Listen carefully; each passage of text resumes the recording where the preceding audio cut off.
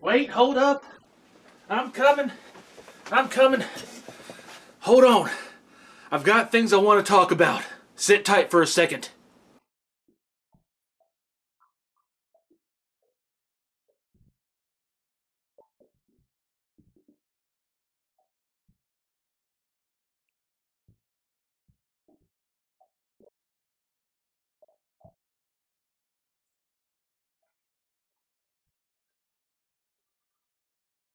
Welcome back, everybody, to the Zelda Religionist. Let's talk for a minute, alright?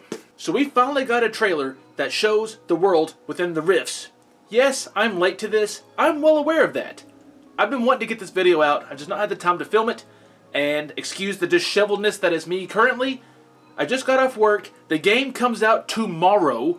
And I really want to get this video out before the game comes out. Because I want to talk about my thoughts on it, alright? At the start of this trailer called Into the Steel World, which gives us our name of the Rift World immediately, which is really cool, we start off with the shot of Hyrule Castle getting engulfed by the rift, which we've seen before. But this time, we get to see inside of the castle as it's happening. And a rift breaks open right over the throne of the King of Hyrule, which we get to see in this trailer, and as that rift starts expanding, he grabs Zelda and shoves her out of the way, and he gets caught in the rift. And this time, we get a nice, long, slow look of what happens when someone gets caught in a rift and gets dragged down. In the previous trailers, we've seen them just get sucked down, at least from what I remember. This time around, though, we see a person get dragged down into the rift and they turn into stone. And shortly after, we get to see the aftermath of that. We get our first glimpse of the still world. And it's not like I imagined it was going to be. I was expecting a full-on parallel world within the rifts. And I'm kind of glad we didn't get that, because exploring it is going to be so much cooler. This world is just ripped apart. It's not even a world, it's just the chunks of Hyrule that have been taken by a rift, thrown into this world. Just this empty void. It's just filled with pieces of Hyrule, all separate from each other. It's basically one big jigsaw puzzle. And it's fully traversable. You have to jump from piece to piece to piece, also using your echoes to make bridges and stairs, etc., like we've seen echoes being used before. And we get to see a person in the still world that was taken from Hyrule, and they are just fully petrified. Just a big rock statue now, floating in a little space in the still world. Sucks to be them. Also, just listen to this line of narration from the trailer. This is the still world. Here, trees, fragments of land, people, and other items that were swallowed up by the rifts float in the void. It's said they will eventually vanish completely. It said they will eventually vanish.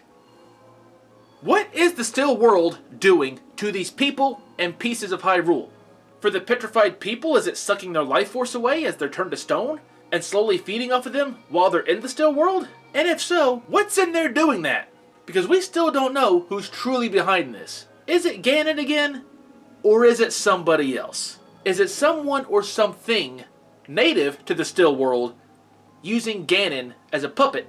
Or is Ganon just working with them? We still don't know. We also learn that we're going to be able to find massive dungeons in the still world. So are we going to have Hyrule dungeons in this game? Or is all of our dungeons going to be in the still world? Dungeons that was once in Hyrule, but once they got sucked up by the rift, now they're in the still world. I'm just excited to get in there and dungeon crawl around, because that trailer says massive dungeons. So how massive are we talking? We also get a glimpse of two bosses that will most likely be found in said massive dungeons in this trailer. One is a big giant rock thing.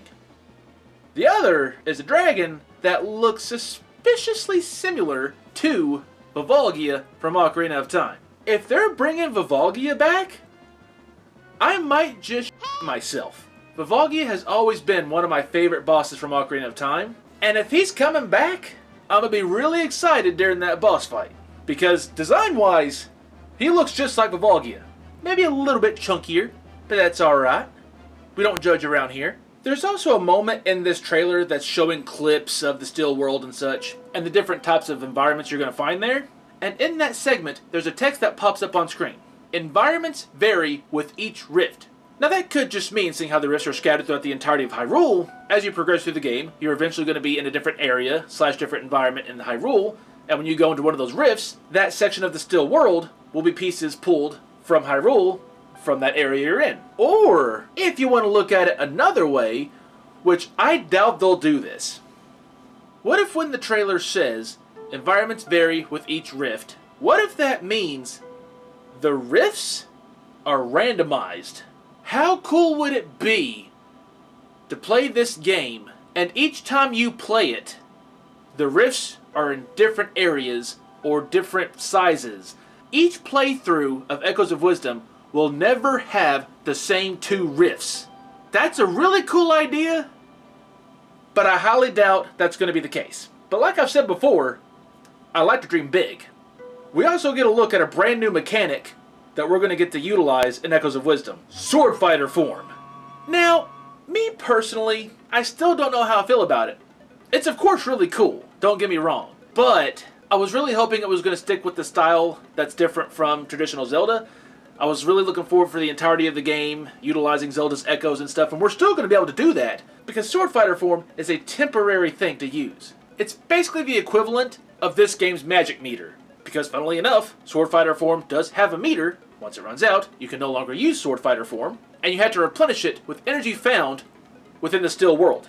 I think I'd be a bit more excited for it if she didn't have, like, a ghostly Link's attire. Because she gets the green tunic, she gets the green cap, and she goes, like, fully blue and ghost-like, which, of course, that is not Link at all, but the outfit is very much Link. If it was, like, a different color scheme, or, like, a different type of tunic, or just a different outfit in general, I'd probably be, like, a lot more excited about it. But with Sword Fighter form, she basically becomes a temporary Link, style-wise. It's nitpicky, I know. If it just would have been a different outfit, I'd have no qualms about it. But, you know, it's still a cool idea, and it's temporary. It's on a measured meter, which means if you don't use it carefully, and you run out of it, and then you're going to need it shortly after that, you may or may not be screwed. I'm sure there's going to be specific areas and situations that you're going to need to utilize it, and you're probably going to know it when it happens. Cool idea, cool mechanic, just me being nitpicky about the outfit choice.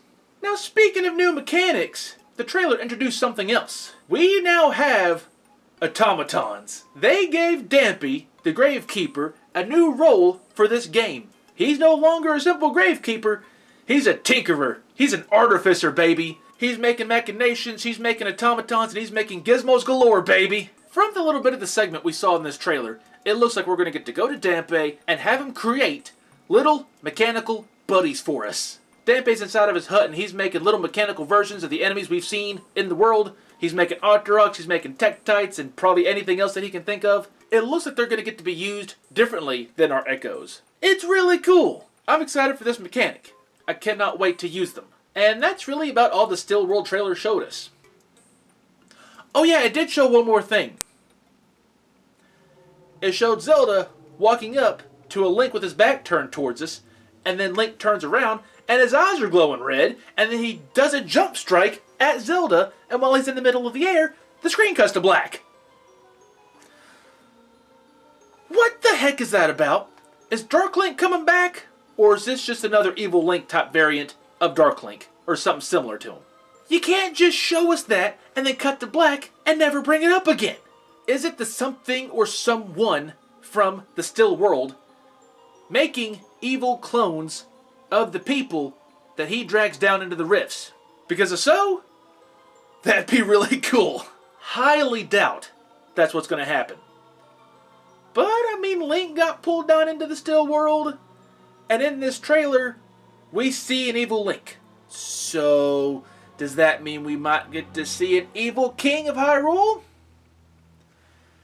Because he got pulled into the rift. This might be just me connecting two things that have nothing to do with each other. But how cool would it be? It'd be such a cool thing to do. As I said, I like to dream big, and that might be me stretching it a lot. But man, it would just be so cool. And also, we did get a little bit more of a look at the shadow enemies, but that was only like 2 extra shots, so we still don't know a lot about them. I assume we'll find out more when we play the game. At least, you know, that's kind of the idea. But I don't know when, and I don't know where. We just gotta play it and find out. But yeah, that's really about all that was in the trailer. And it just made me even more excited for the game than I already am. Like I said before, every new trailer, I get more and more excited. And this is 2D Zelda, but in the style of Tears of the Kingdom / Breath of the Wild. It's just really cool to see that they're going the Tears of the Kingdom, Breath of the Wild direction with 2D Zelda games, at least with Echoes of Wisdom. So I'm assuming if Echoes of Wisdom does really good, which it's gonna, there's no way it won't. But I'm assuming they're doing this as kind of a test. Like, let's take 2D Zelda, let's make it a bit of an open world, let's put the creating elements and the material gathering elements from those games into 2D Zelda and give it a crafting system, and let's just see what happens. I'll tell you what's going to happen. It's going to be awesome, and I can't wait. But yeah, I'm assuming if this game is successful, that this will become the future of 2D Zelda. Kind of like Tears of the Kingdom and Breath of the Wild became the future for 3D Zelda. But yeah, this game comes out tomorrow. We are hours away at this point. And I'm really, really excited for it. And I'm hoping they're doing a midnight release tonight for the game. Because if they do, I'll probably go and pick it up tonight. But if they don't, I guess I'll have to wait one more night. Now ideally, I would like to record and upload my first playthrough of Echoes of Wisdom to this channel. And if I do, it's going to be episodic. It'll probably be a full-scale Let's Play. I don't want to have to take that big of a game and whittle it into one video or a few hour videos. Well everybody, that's going to be it for this Zelda Religionist episode. Sorry that I was a bit frantic and not well put together, but I'm sorry. I wanted to get this out before the game came out tomorrow. So excuse me for being a little bit frantic. Hope you all enjoyed the video. If you did, you can hit that like button. And if you want to stick around to see more content, you can hit that subscribe button. If you feel like sticking around, of course. And until the next time I see you, you all take care. I'm going to go get this video edited as quick as I can.